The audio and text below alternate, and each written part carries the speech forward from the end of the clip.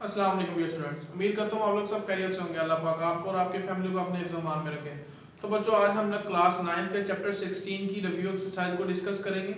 कोई इतनी बड़ी रिव्यू एक्सरसाइज नहीं है, बस 4 कॉन्सेप्ट्स हैं जो आपको समझने हैं। बेसिकली ये जो एक्सरसाइज है ये एरियाज से रिलेटेड है। ठीक है, किससे रिलेटेड है? एरिया। अब एरिया आपके पास किसका हो सकता है? ट्राइंगल का एरिया हो सकता है, स्क्वायर का हो सकता है, पैरेललोग्राम का हो सकता है, रेक्टेंगल का हो सकता है। ठीक है, तो मैंने यहाँ पे 4 शेप्स बनाई हैं। आपके पास सबसे पहली शेप रेक्टेंगल है, देन पैरेललोग्राम है, देन स्क्वायर है, देन ट्रायंगल है। ठीक है, तो स्टार्ट करते हैं रेक्टेंगल से। ठीक है, रेक्टेंगल में आपके पास क्या पहचान होती है? रेक्टेंगल आपके पास सारे एंगल क्या होते हैं? सारे के सारे एंगल्स 90 के होते हैं। एंगल्स को मैं रिप्रेजेंट कर रहा हूँ ग्रीन मार्कर से, तो एंगल्स मेरे पास सारे के सारे क्या होते हैं? 90 होते हैं और इक्वल होते हैं। एंगल 90 होने के बाद इनकी ऑपोजिट साइड्स भी क्या होती हैं? इक्वल होती हैं। ऑपोजिट साइड्स क्या होती हैं? इक्वल होती हैं। लेट्स सपोज अगर आपके पास ये वाली साइड x है तो ये वाली साइड भी x होगी, और अगर ये वाली साइड y है तो ये वाली साइड भी क्या होगी? y होगी। ठीक है, अब लेट्स सपोज जी मुझे इसका एरिया फाइंड आउट करना है, तो एरिया मुझे इसका फाइंड आउट करने के लिए क्या करना पड़ेगा? एरिया ऑफ पैरेललोग्राम मेरे पास क्या, एरिया ऑफ रेक्टेंगल सॉरी क्या आएगा? Area of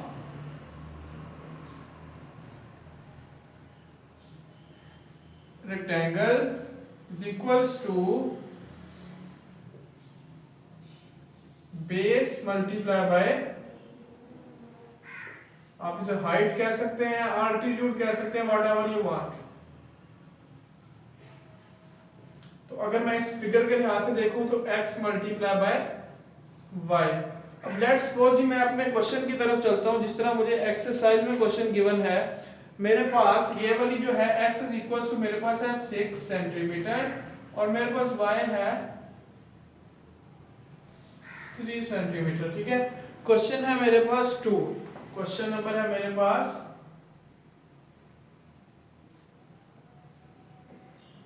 2। उसमें ये क्वेश्चन गिवन है कि आपके पास रेक्टेंगल है। ठीक है, उसमें आपके पास जो बेस है आपके पास 6 सेंटीमीटर है और आपके पास हाइट या एल्टीट्यूड वो है 3 सेंटीमीटर। तो तो मुझे क्या करना है? एरिया ऑफ रेक्टेंगल अगर मुझे फाइंड आउट करना है तो ये क्या हो जाएगा?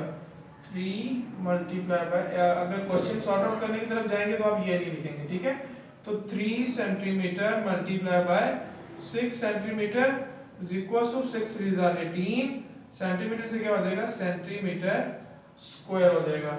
ठीक है, अब इसी तरह हम अपने पैरेललोग्राम की तरफ चलते हैं। पैरेललोग्राम हमारे पास गिवन है और पैरेललोग्राम में हमारे पास उसकी पहचान क्या होती है? एक तो सबसे पहले देखिएगा डिफरेंट एंगल को मैं डिफरेंट कलर से रिप्रेजेंट करूंगा। ऑपोजिट साइड सिर्फ इक्वल होती हैं, ऑपोजिट एंगल्स इक्वल होते हैं। लाइक ये दो एंगल्स इक्वल होंगे और उसके बाद अगर मैं फर्दर देखूं तो मेरे पास ये वाले दो एंगल क्या होंगे? सेम होंगे। लेकिन ऑपोजिट साइड्स क्या होती हैं? सेम होती हैं। ऑपोजिट साइड अगर ये मेरे पास x है तो ये भी मेरे पास x होगी, और अगर ये साइड मेरे पास y है तो ये साइड भी मेरे पास y होगी। ठीक है, अब लेट्स सपोज जी मैं सपोज कर रहा हूं कि मेरे पास क्या गिवन है?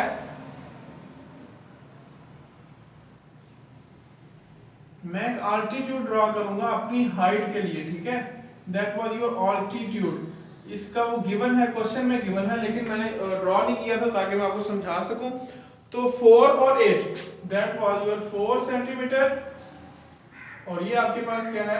8 सेंटीमीटर। तो हमें इसका क्या फाइंड आउट करना है? एरिया ऑफ पैरेललोग्राम मुझे अगर फाइंड आउट करना है, एरिया ऑफ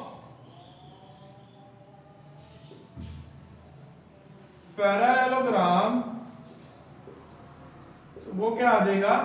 उसी तरह बेस और हाइट मल्टीप्लाई कर लें, या बेस और multiply by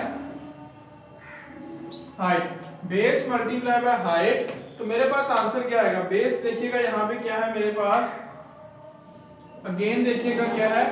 4 centimetre, 4 centimetre multiply bye 8 centimetre, तो 32 सेंटीमीटर स्क्वायर मेरे पास आंसर आ जाएगा। किसका? एरिया ऑफ पैरेललोग्राम जो हमें क्वेश्चन गिवन है। इसी तरह हम बेटा स्क्वायर की तरफ चलते हैं। That was the solution of parallelogram. अब मैं स्क्वायर की तरफ चलता हूँ। स्क्वायर का एरिया आपको पता है बेटा बहुत ही आसान है फाइंड आउट करना। स्क्वायर में क्या होता है, सारी साइडें सेम होती हैं। क्वेश्चन में हमारे पास एक साइड गिवन है 4 सेंटीमीटर, इट्स मीन ये भी 4 है, ये भी 4 है, ये भी 4 है, ठीक है। तो हमने क्या करना है, एरिया ऑफ स्क्वायर में अगर फाइंड आउट करना है, एरिया यहां पे नीचे फाइंड कर रहा हूं, area of square is equals to क्या हो जाएगा, यानी कि दोनों साइडें मेरे पास सेम है तो क्या हो जाएगा 4 centimetre multiply by 4 centimetre is equals to 16 centimetre square. इसी तरह एरिया ऑफ ट्राइंगल है मेरे पास बेटा। एरिया ऑफ ट्राइंगल में भी हमारे पास एक अल्टीट्यूड ड्रॉ किया हुआ है, ठीक है। ये हमारे पास बेसिकली हाइट होती है। बेस मेरे पास गिवन है 16 सेंटीमीटर और ये मेरे पास है 10 सेंटीमीटर। तो मुझे इसका एरिया, अब सबसे पहले एरिया ऑफ ट्राइंगल का फॉर्मूला हमें पता होना चाहिए। तो area of triangle is equals to, area of triangle मेरे पास क्या आएगा, बेस मल्टीप्लाई बाय हाइट। तो हमारे पास 1/2 बेस मल्टीप्लाई बाय हाइट। तो अगर मैं यहाँ पे फाइंड करना चाहूँ तो 1/2 बेस मेरे पास क्या है 16 सेंटीमीटर और हाइट मेरे पास बेसिकली ये जो अल्टीट्यूड है दैट वाज योर हाइट, तो 10 सेंटीमीटर। तो 1/2 is equals to 160 centimetre square.